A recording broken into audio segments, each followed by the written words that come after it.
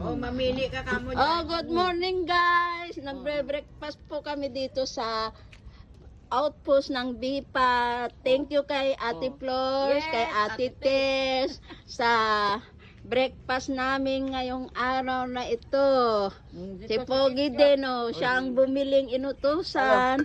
Ako nagpainit lang ng tubig. Tapos niyaya ako kumain.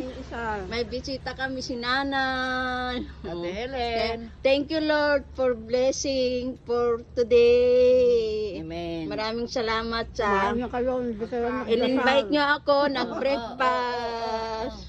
Oh, thank you Lord.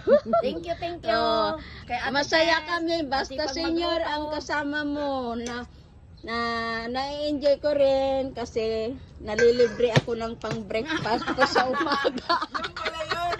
Yung pala yun. Thank you!